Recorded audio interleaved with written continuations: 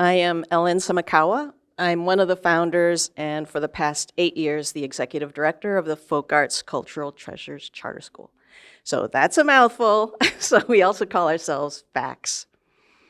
So folk arts, kind of evokes images of the old-fashioned and the out-of-date, right? So how does that fit with educational innovation? I'll try to explain it this way. When I was a child, I wished my eyes looked different. I knew that I looked like the enemy and never the hero in the war movies that I saw on TV. And watching news coverage of the war in Vietnam, I knew that we were supposed to be rooting for higher death counts of the enemy. And they also looked like me. I didn't have words for any of this because nobody spoke about it, but I didn't need to be called a racial slur for me to feel different from or less than. Wasn't until I was 15 years old that I first learned that my parents, grandparents, aunties, and uncles had all been locked up in America's internment camps during World War II. The shame of it silenced people, and fear drove Japanese Americans to burn, bury, and hide anything that linked them to Japan or Japanese culture. And that shame and that fear, it lasted for decades. It started to lift in the 1970s, and people began to share their stories. And hearing those stories, I went from being a quiet child who tried to be as small and as invisible as I possibly could be, to becoming an assertive and questioning teenager. For my world to shift, I just needed to learn something real about myself, to know that my family's and community's stories are worthy of telling, to hear something of the struggles and resilience of people who had gone before me, and to see my community living life, right? Eating our foods and dancing our dances with joy and not shame. Kids today have these same needs. Devin Williams, in his capstone project, which is where all 7th graders at FACS share a folk arts learning with their classmates in a TED-style talk. Devin Williams shared this. He said, before I started African dance, I had a hard time in school and concentrating because I would have emotions like despair and a little bit of hatred. But when I joined African dance, it changes you in a way.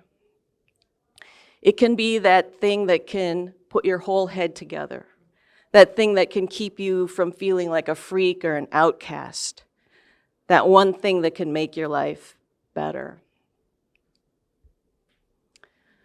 So how can we, as schools, provide that sense of belonging and connection that for Devin and me was so essential to our sense of self, but also to our ability to thrive in school? 20 years ago, our small Asian American community group started to conclude that our protests and our advocacy, even our litigation, could win us some concessions, could push schools to do a better job serving Asian American immigrant and refugee students. But we realized we could not force schools to become the places that we dream of for our children. Can't force them to. And so as we work on this project of transforming public education, we know that we do need protests and we do need advocacy. But we also need to build those models that show what's possible and to show what works.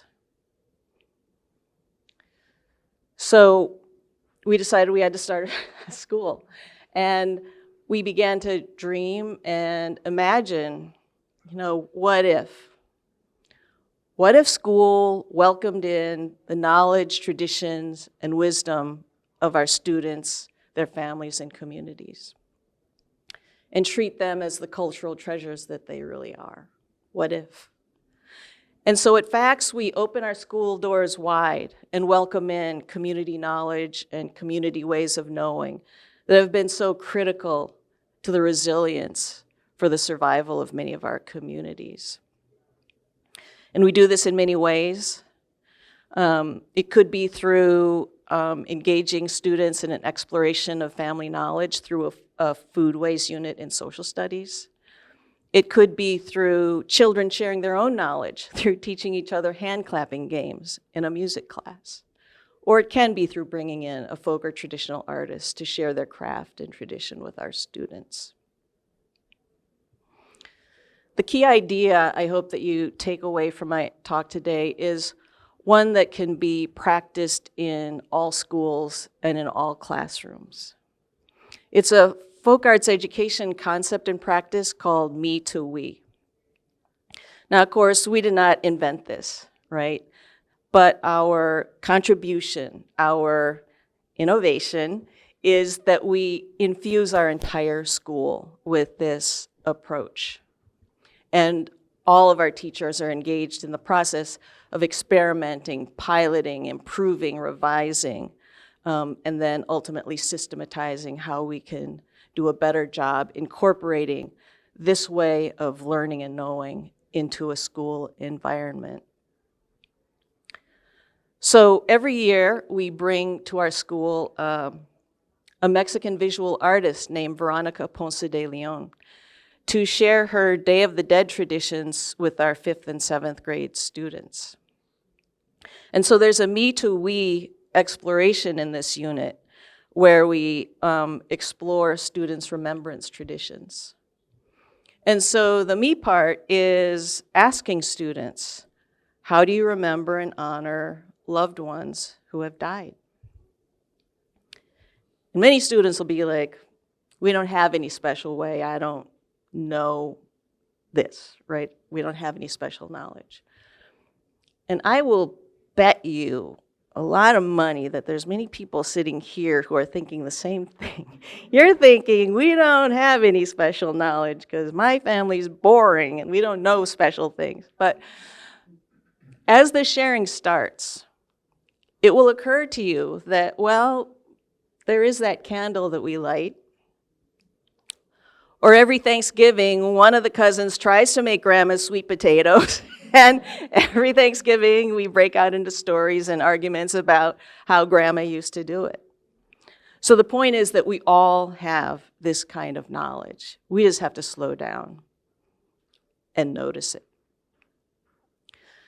So the we part involves making connections between our own experience and that of others, right? And engaging in the process of noticing similarities and differences. So in our Day of the Dead unit at FACS, what will arise is that some Chinese families and some Cambodian families and some Mexican families will place a photo of a loved one along with some food on an altar. But not all of them do. Some Jewish families will place pebbles on a gravestone, but not all of them do. Or, you know, the bones that you so lovingly craft as part of your Day of the Dead tradition are so taboo to my family that we don't even say the word, right? But, just like you, our family goes to the cemetery every year and we bring food and we clean Grandpa's gravesite. And in fact style, we do this, which is borrowed from American Sign Language. It's like, me too, right? I connect with that thing you're saying. We do that too, right? So in this process of moving from personal memory to group sharing, all traditions are validated and every voice can be heard. Now, through this process of folk arts learning, students are also learning the skills of school, right? Because they are learning how to listen carefully, how to ask good questions, how to record observations, how to notice patterns, how to share what you've learned. They are learning the skills of school. They're also learning other skills that will serve them throughout their lives, right? Skills like personal reflection, skills like approaching people with curiosity instead of judgment, skills like how to connect with people who are different from you, and that there are many different ways of being in the world. Students also learn respect, and it starts with the self. It starts with being acknowledged and being seen. And from that place, they are in a better place to respect others, to see and acknowledge and respect others. What could be more important in our fractured world right now? Because we cannot solve the problems of our communities and our society if our children grow up silenced by self-hatred and self-doubt. If our children are growing up alienated and cynical and not passionate and engaged. And if children grow up in a rage, pitted one against the other, rather than being nurtured to see the common humanity in each other. Movement elder Grace Lee Boggs said this. She said, "It is urgent that we bring to our communities the limitless capacity to love, serve, and create with and for each other. This must be the work of schools, and this is work that schools can do." Thank you.